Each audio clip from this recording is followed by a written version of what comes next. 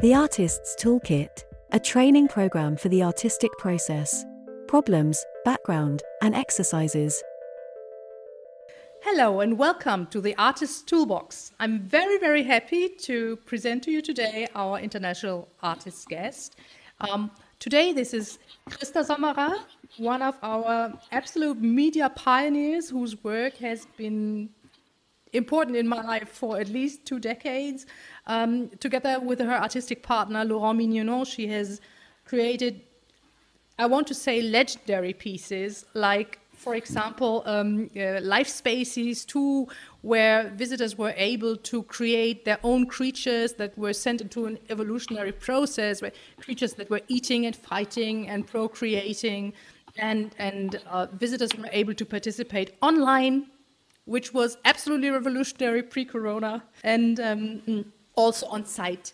There is a long interest here in interactivity, in computer programming fascinating models that simulate nature, and to have people participate and intervene in these models. And Christa is here today, and I'm very happy, Christa, that you could find the time. Mm-hmm. Hello, Kaethe. Thank you for the nice introduction and also for the nice invitation. And Christa, you have more or less always worked with Laurent Mignonneau, is that right? You work in tandem? Yes, Laurent Mignonneau and me, we work since 30 years now together as a team, and we got to know each other at Peter Weibel's Institute of New Media in Frankfurt, where we both came. I came from Austria, Laurent came from France, and we both had a stipend to go and study there as a postgraduate student.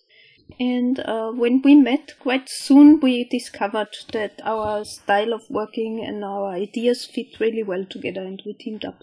Yes, and I find that very interesting because we have a lot of examples of artistic teamwork, but we also know the problem of artists working together. I mean, all the legendary rock bands that split up after 5 years, and you two, you have been working together for 3 decades. So what is your secret recipe? How do you do it? Yeah, I mean, there's not really a recipe, I would say, but what we can or what we could summarize somehow, it's sometimes very good to be a team, because you can rely on the other one and the other one can rely on you. And in a team, you can also motivate and, kind of push each other always further to not get stuck, or to kind of, re-evaluate your ideas. Or if, for example, I have an idea and I tell it to Laurent, he would maybe not immediately say, wow, what a fantastic idea, let's do it. But he will discuss it, or if he has an idea and I feel like, well, this is maybe not exactly what I would do, there's a lot of negotiation going on in a team, and that can be very fruitful. On the other hand, it also means that not every idea that comes to your head will be realized. You have to really convince the other one to, make sure that time is invested in realizing this idea. So it is a bit like democracy, really. It's great, but it takes more time. You need to do more talking, more negotiating. Yeah. Yes, but also it can be very fruitful in the sense that if you had a kind of basic idea and the other one brings in a lot of different aspect or additional aspect, that this idea becomes much more complex and much more ripe and much more sophisticated. So you can benefit really a lot also from the other one with his perspective.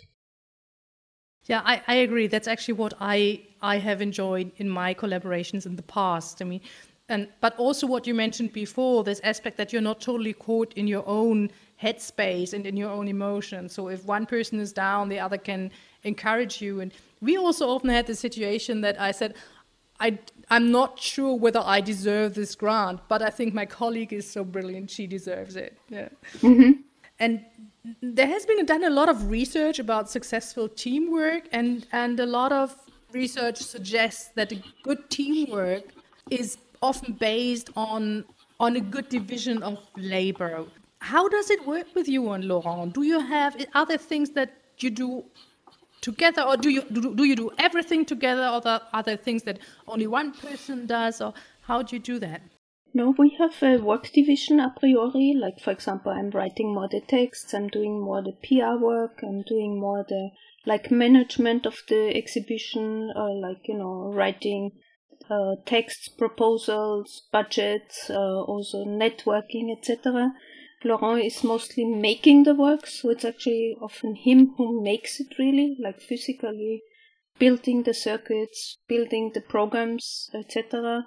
Also the images, then choosing images and documentation, we do it together. But when it comes to project ideas, this is done really in collaboration. So there's not like one person is the head for all the ideas and the other one just does it, but the ideas are really developed together through negotiation, sometimes also through fights, where, somewhere you have to push your idea through and convince the other one why you think your idea is so good. And then, of course, a lot of negotiation. You really need to negotiate a lot if you are working in a team. Do you sometimes sit in a coffee house in beautiful Vienna or somewhere else in the world and wonder about arguments, how to convince Laurent of your idea, and then prepare and then go in and say, Laurent, listen? Yeah, it can happen. It can happen. Because, of course, before you pitch your idea to the other one, you have to kind of make sure that you know what you want. Because if I just come up with some kind of very floating thought, I don't want that it's destroyed right away, I have to keep thinking about it first. Even know myself first, because sometimes, it's just a feeling and you're not even so sure by yourself if this is a good idea. It's more just like a sort of gut feeling that you think, wow, I think this could be something, but it's still floating a lot and you can't really picture it yourself, but you still have the feeling that this could be something really great. But you can't verbalize it yet. So if you then come to the other one and say, wow, I have this idea, but I'm not sure, and it could be, or it could be this, or it could be that, it's not so convincing, You have to first make sure that what you say has some kind of weight and, has some kind of inspires the other one. Because otherwise the idea just goes straight into the dumpster, and this is not also frustrating maybe. Yes.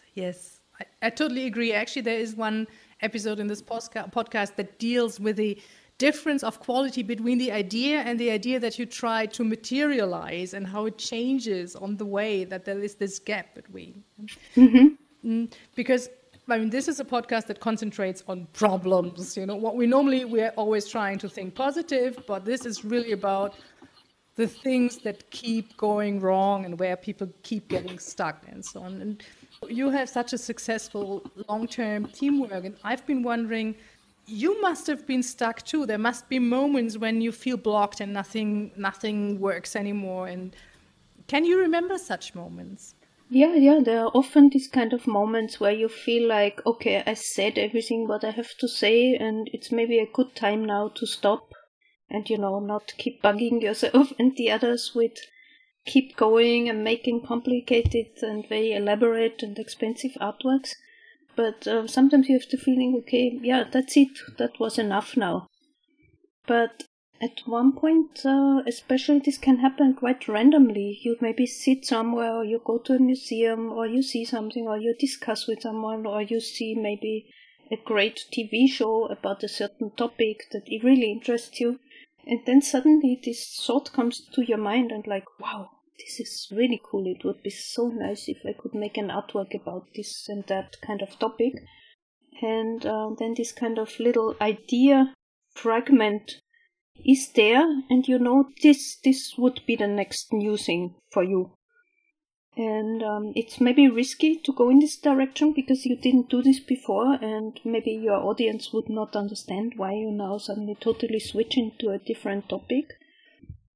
But I would say it's always good to go for it, because, it's always good to get out of this one-way road that you feel you're stuck in, and maybe make a detour and explore a new road, because this new road might lead you to a new combination, and eventually from the previous ideas that you did with these new ideas, something new comes out as well.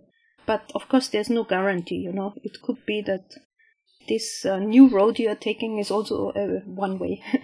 But I would say it's always good to explore the environment and the field, because there's still a lot of room for exploration. I find that very, very interesting, because I think there were two aspects in there that are very interesting. One is this difficult decision. When have you come to the end of a piece? When is it over? Or are you just stuck in a rut and you just need a little spark of inspiration to get out of it? And is a piece really over, or have you just lost faith in the piece? That's one thing. And the other thing is this, and I found that I loved how you described it, this spark of inspiration, this fragment of an idea that isn't even an entire, not a whole idea, just a fragment, just like a little shard or a little light. And I find that very interesting. Do you have methods how you capture these little sparks that may open up entire new ways, but which are so small in the beginning? How do you do it? How do you make sure it doesn't get lost, which easily happens? Mm-hmm. I think the best way is to note it down just in your notebook, or maybe make a sketch, or discuss it with someone so it doesn't get forgotten. But also what I noticed is sometimes to not be too insisting on, this idea, it has to come faster, why does it not get better? But sometimes to let it rest a bit and, let it germinate, because you can't force it. So it needs some time. And I noticed also, if an idea is really good, it comes back. It keeps you busy, maybe at night in your dreams or before you fall asleep. These ideas comes and it's iterating, it's like modulating in your head. And at one point, I noticed if you leave it enough time to germinate, it switches, and then by combining it with something that you maybe did before or you saw somewhere else, then it suddenly comes to the point. So there is really a moment when these pieces of the puzzle fit together and yes. then the fragment becomes a whole thing. Yes, and it fits then also better in what you did before. And it's not just hanging in there with a completely random new branch that has nothing to do with what you did before. Because I think it's also always good to fit it into, but this happens quite naturally, that it fits into your process of working. Because of course there would be so many ideas and you have to choose what you really want to realize. You cannot realize all the ideas that just come to your mind. And does it make a difference if you work for a specific show or a commission, or doesn't that matter at all? No, I think sometimes it's also very useful if you have a commission, or if somebody comes along and asks you, can you please develop a new piece for such and such exhibition? Because it's often the opportunity that actually helps you to put the pieces of the puzzle together and maybe combine it with some previous work. Or what happens also often when, for example, a curator comes and says, oh, I like your, let's say, portrait on the fly, but could you have something a bit similar? And then you can ask yourself, okay, do I want to repeat myself and make just something that looks like the older work, or do I want something completely new that still has some relationship with the older work? So it's often the opportunity that also helps you to, go to the next step of realizing it instead of just having it as an idea in your notebook. In recent years, you and Laurent, you have very much explored these insect pieces, because you mentioned Portrait on the Fly, which is one of my favorite pieces, but you did that quite some time ago. Like, for example, another favorite piece of mine actually is Mobile Feelings, which you did when mobile phones were still new, right? So you were also very much in touch with the times and with innovation always, and I have always been. And you have developed an entire series of different insect pieces, which I find very interesting. And the most recent is Antopolis in Vienna, right? Yeah, for example, if we go back to this idea of finding opportunities, the piece of Antopolis is based on a work that we did with insects, like Portrait on the Fly, which you mentioned. an interactive piece where you can create your portraits with ants, flies that are flying around on a screen. And as you go there and stand in front of the screen, suddenly your portrait develops out of these little flies, thousands of flies. And when we got the invitation for the Museumsquartier in Vienna, we had this opportunity of projecting very large surface, a very large media facade with 3 projectors, 60,000 ants crawling around on the facade, and also a part of it being interactive. So it was a combination of the previous work, which was more like a small work for the gallery, Portrait on the Fly, and the opportunity to do a large media facade. And Laurent has been talking about media facades, that he wanted to do media facades since 10 years. But we didn't have so many opportunities yet. And when we got this commission for the Museumsquartier, this was a perfect match, and we were super motivated and said like, oh, finally, wonderful, now we have the opportunity to really make this large-scale outdoor projection mapping project in a public space.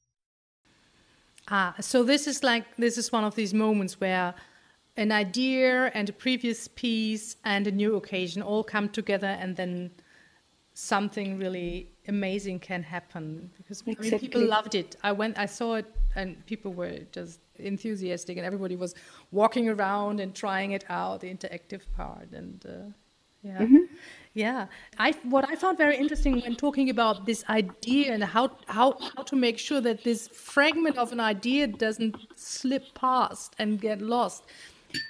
You said ideas need to germinate. I found that very interesting, because most people would say ideas have to gestate, which is from zoology, but you use the botanical term from plant life, and you've also done a lot of pieces about plant growing.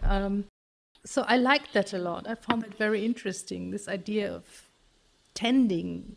Yeah. Mm-hmm. Yeah, I think ideas for me, maybe it's still from my botanical background, but they are like little seeds. They are somehow in the soil. They are there, they could come out, but you don't know when they come out or if they come out. But if the conditions are good, and if there's enough, metaphorically speaking, light and sun and heat, then they might come out. And then, but you still don't know exactly what comes out and how it comes out and how it grows. And I think the big art is somehow to make sure to set up the good conditions for them to come out, and also be not disappointed if something else comes out. And, appreciate what grows and try to make that into some beautiful art. So what's in there, what I hear here, is be open to unexpected results and create the right environment where things can develop and happen. Yeah. Yes. Yeah. And what kind of advice do you normally give students for situation or people who, younger artists who come and say, or what would you tell them when you're stuck and when you don't know how to go on? What is your advice? Yeah, what I often say to our students is that they should somehow try to see what by themselves, as individuals, as somebody, who has history, somebody who has experience, somebody who, is in the world since quite some time. What do they want to say to the world? Is there something that they want to say to the world? Do they have the need to say something artistically?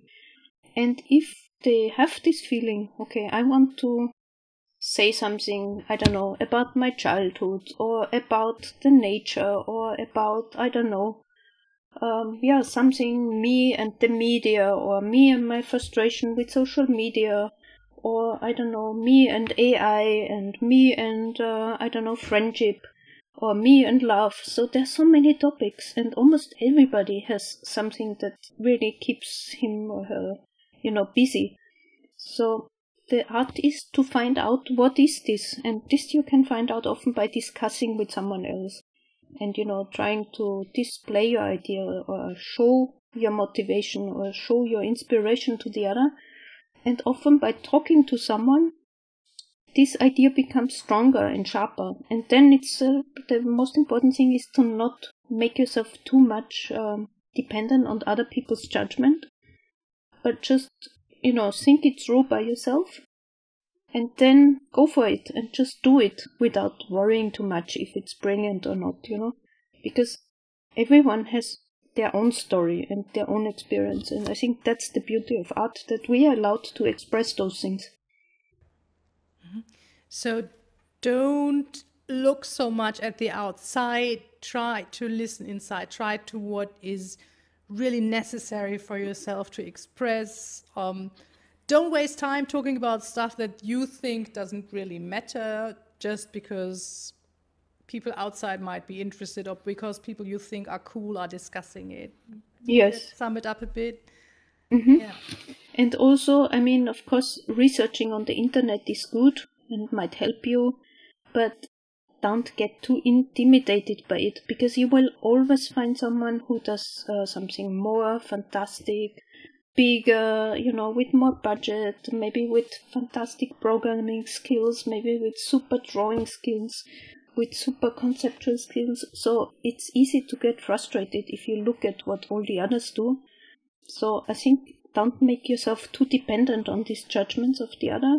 Try to think more really inside yourself. What do I want to say? And then just say it and just do it, and you will find your audience. If it's something really strong and convincing that you yourself are convinced, then the others will be convinced too. Mm-hmm. And I think that is that's very good advice coming from somebody like you who has a long and successful career. And last year you won the State Art Prize of Austria, I think. But what is, I think, actually even more important is that for such a long time, you and Laurent, you have been doing on edge, really innovative and exciting work. And for me, it's quite, it really helps me to hear that even you probably sometimes feel that somebody else is doing something where you think, oh, I wish I had done that, or I wish that had been my idea, or I wish I could do it in that way. Yeah, absolutely. Encouraging. Yeah, I think, especially, of course, if you go to exhibitions and see great artworks, and you're like, wow, what a fantastic idea. I wish I would have done it. I take it more as a sort of, motivation to do something good by myself, because it's inspiring to see other artists. Like, for example, right now there's this really marvelous exhibition in Prague at the Kunsthalle called Kinetism, and a lot of very pioneering artwork, from kinetic art from the 60s and 70s is displayed there.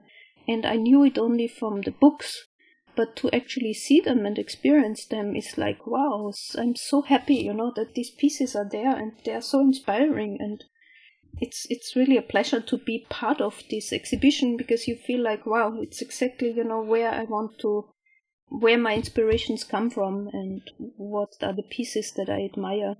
So I think it can be, on the one hand, challenging to see great artwork, but it can be also very inspiring and motivating to push yourself a bit further. Yeah, actually, that's something that's very important for me in my own practice, is to know who. It's a bit strange to say, but to know who to talk to over time, even if people are already dead, I still want to talk to them. They have done something that touches me and I want to answer them. And and of course that is a challenge, and but still it's also something that can make you strong, that can make your work strong, right?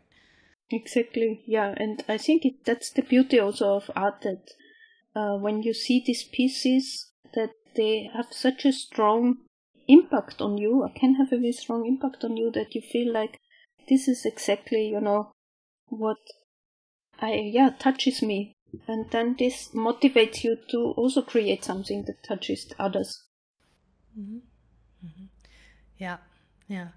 But that is also where it gets difficult, right? Because for example, when you work yourself, just because it touches you while you're working doesn't mean that it actually will reach the public, because that's where the art comes in, and the work, I think, to make sure that you really end up with something that's not just important for yourself, but also for the others, right?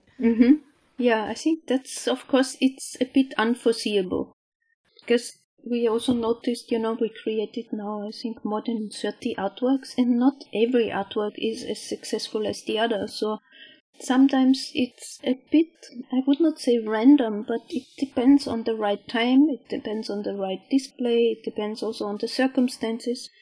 And sometimes an idea is just hitting exactly the zeitgeist somehow. So when people feel like, wow, this idea now fits perfectly. We had this, for example, with interactive plant growing in 92.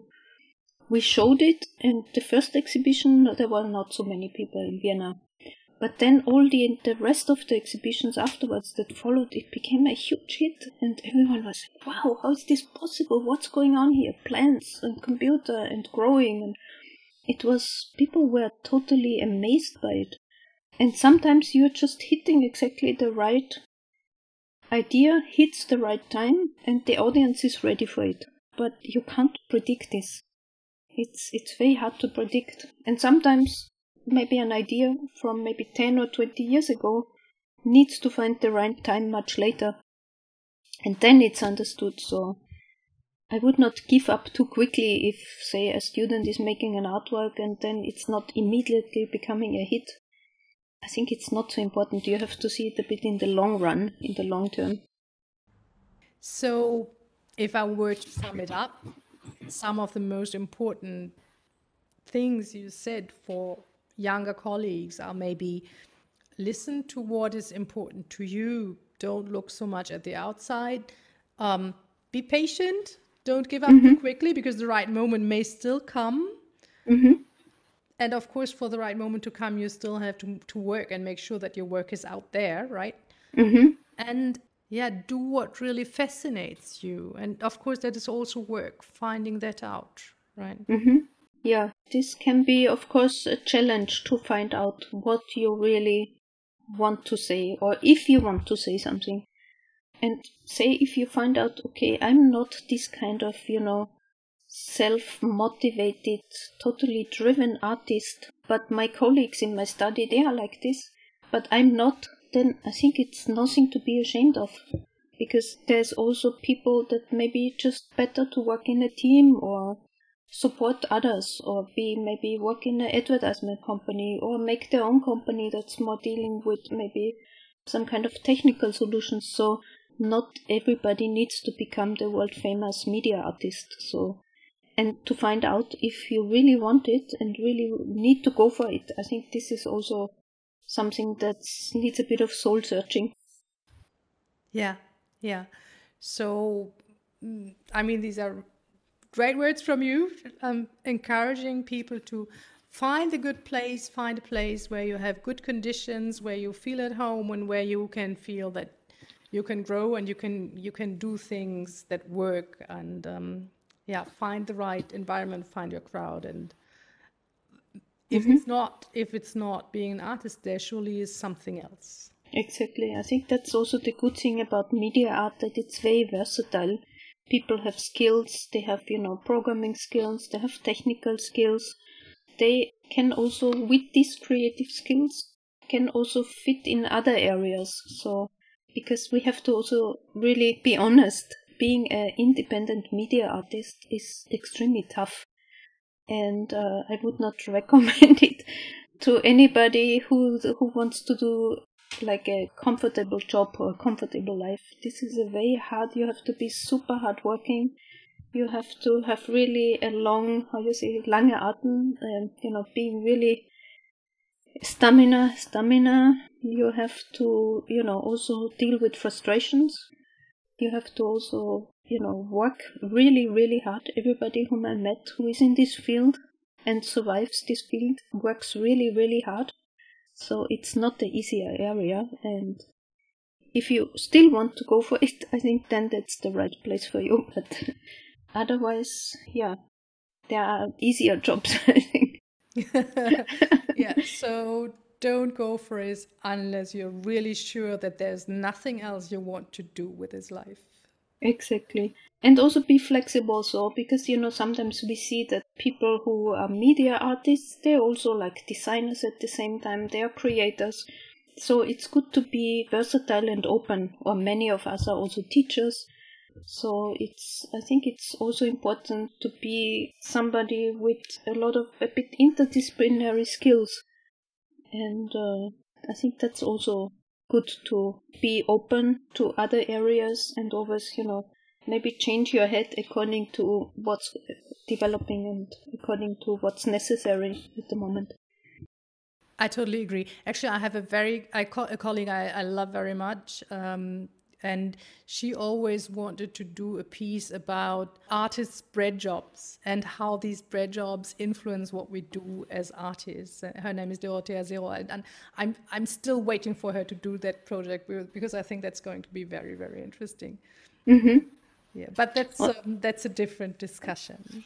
On the other hand, we have to, of course, say that being an artist is also luxury, because, where in the world do you have a job where you fully can follow your ideas and inspiration? In most jobs, you do what others tell you, but as an artist, you tell yourself what you want to do, and I think that's extreme luxury. And that's why you work all the time, because you do what you want to do. That's why you never stop.